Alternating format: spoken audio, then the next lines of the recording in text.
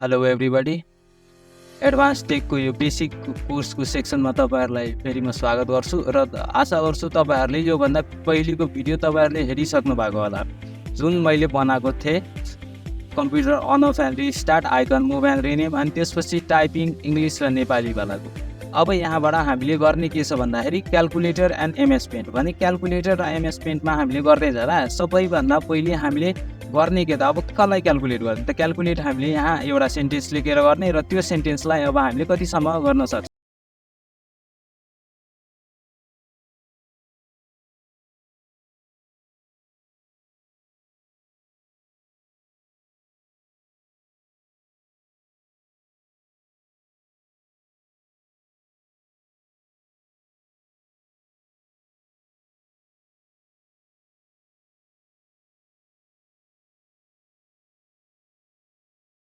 Video post गरेर अनि त्यसपछि मजाले गर्नुहोस्। जम्मा यो सेन्टेन्समा 9वटा वर्ड छ र यो 9वटा वर्डमा 26वटा एबिसिडीको 26वटै लेटर छ। अब मान्नुहोस् तपाईँले यो जम्मा टाइप गर्नुभयो 1 घन्टामा तपाईँले टाइप गर्नुभयो 60वटा सेन्टेन्स 60 सेन्टेन्स। तपाईँले 1 आवरको ड्युरेसनमा 60वटा सेन्टेन्स टाइप गर्नुभयो। 60वटा सेन्टेन्स टाइप गर्नुभयो भने अब यसलाई चाहिँ हामीले क्यालकुलेटरमा कसरी क्यालकुलेट गर्ने त आउनुहोस् एकचोटि गरौँ। यिनीहरूलाई मिनिमाइज गर्नुहोस्, टाइप टु सर्चमा जानुहोस्। यहाँबाट क्यालकुलेटर हामीले मैले यहीँ पाएको छ। तपाईँहरूले यदि पाउनु भएको छैन भने यहाँ क्यालकुलेटर लेखेर टाइप गर्नु होला, क्यालकुलेटर खुल्छ। अब यहाँबाट हाम्रो एउटा वर्डमा एउटा सेन्टेन्समा कतिवटा वर्ड थियो त जम्मा 9वटा थियो 9।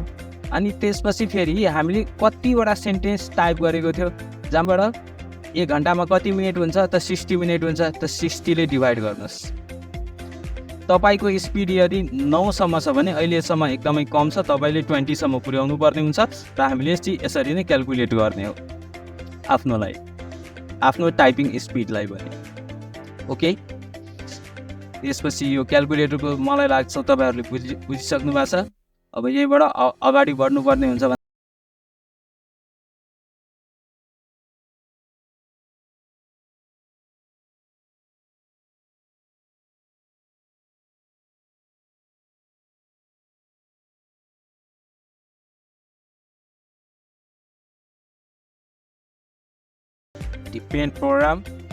पेन्ट प्रोग्राम आइसकेपछि इन्टर गर्नुहोस्। इन्टर गरिसकेपछि यो चाहिँ हाम्रो पेन्ट प्रोग्रामको इन्टरफेस आउँछ है। अब यहाँ चाहिँ हामीले सबैभन्दा पहिले गर्नुपर्ने हुन्छ फाइल होम भ्यू भने यो फाइल के हो त फाइल यहाँबाट न्यू, यहाँबाट तपाईँले नयाँ पेज लिन सक्नुहुन्छ। ओपेन आफूले पहिले प्रिभियसली बनाएको डकुमेन्टलाई फेरि ल्याउन सक्नुहुन्छ, सेभ गर्न सक्नुहुन्छ। अरू फर्मेट म तपाईँहरूलाई अगाडि गर्दै गएपछि देखाउँदैछु। र त्यसपछि फेरि यहाँ अहिले हाम्रो के सिलेक्ट छ त यहाँ हेर्नु। सबभन्दा पहिले तपाईँले गर्नुपर्ने हुन्छ फाइल होम र भ्यू। यिनीहरूलाई हामीले मेन्यु भन्ने हो, file menu, home menu, view menu. त्यस्तै यहाँबाट अब होम मेन्युमा कुन ट्याबहरू छ त जस्तै होम मेन्युमा ट्याब भएका ट्याबहरू क्लिपबोर्ड, इमेज, टुल्स, सेप्स अनि यहाँ छ कलर। ठिक छ। अब यो सबै ट्याबमा सबै खालको अप्सनहरू छ। यहाँबाट अब अप्सन के युज गर्ने त कपी पेस्टको अप्सन सजिलै छ, पेस्ट कट यो पनि तपाईँले अगाडि गएर गर्नुहुन्छ। बट पहिले हामीले यहाँबाट अब यो टुल्सहरूको युज गर्ने हो। टुल्समा जुन ट्याबहरू छ, टुल्समा जुन अप्सनहरू छ, यो अप्सनहरूलाई हामीले हेर्ने एकचोटि। अब जस्तै सबभन्दा पहिले यहाँ छ हाम्रो सेप्स। त सेप्सको काम के हुन्छ, यसले सेप कोर्ने काम गर्छ। जस्तै यहाँ लाइनको सेप छ, सर्कल छ, यो एउटा आफै तपाईँले कर्भको छ। त्यसपछि ट्रायङ्गल, डायमन्ड सेप, यताउति धेरै छ। तपाईँले अझै चाहिएको छ भने तपाईँले यो तल पोइन्टरको तल क्लिक गर्नुहुन्छ। यति सेप जम्मा भएभरको सेप यो पेन्ट प्रोग्राममा भएभरको सेप यति हो। अब यहाँबाट यो सेपहरूलाई हामीले युज गर्दाखेरि सिम्पल म तपाईँलाई एउटा घर बनाएर देखाइदिन्छु कि हामीले पेन्ट प्रोग्राममा त्यो ड्रइङ बनाउने कसरी। सिफ्ट लिएर यदि तपाईँहरूले गर्नुहुन्छ भने तपाईँहरूको लाइन सिधा आउँछ। अहिले जस्तै बिना सिफ्ट लिएर विदाउट सिफ्ट लिएर म गरिरहेको छु भने अहिले पनि त सिधै छ, तर मेबी यो मिस्टेक हुनसक्छ। त्यही भएर हामीले सिफ्ट लिएर गऱ्यो भने हाम्रो माउस जतासुकै गयो। अनि त्यसपछि फेरि अब जस्तै हेर्नुहोस् यो चुच्चो अलिकति निस्केर बिग्रेको छ भने मैले यसलाई मेट्नु पऱ्यो। मेट्दाखेरि मैले यहाँबाट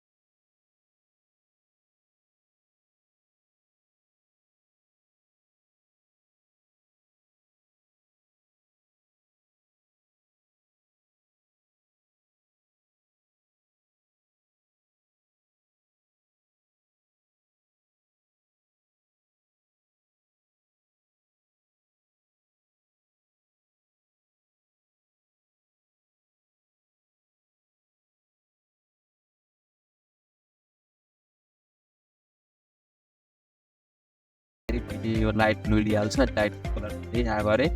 अरू मलाई मैले केही थोक छोडिरहेको छु भने यहाँबाट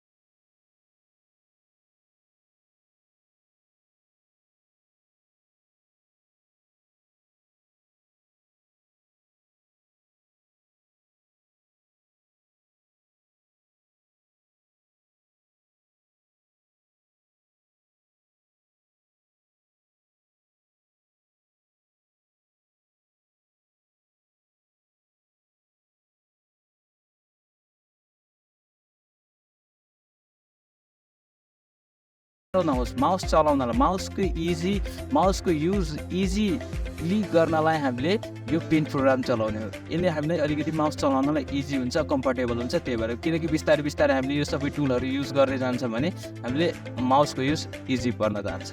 त्यही हो कारण, अरू केही छैन योमा। बेसिकली हामीले बस त्यसरी गर्ने हो, colourful. Okay, thank you for this much. तपाईँहरूलाई यदि यो भिडियो मन परे लाइक गर्नुहोस्, कमेन्ट गर्नुहोस्, सब्सक्राइब गर्नुहोस् र आफ्नो नजिकको साथी जो कम्प्युटर सिक्न चाहनुहुन्छ उहाँहरूलाई चाहिँ यो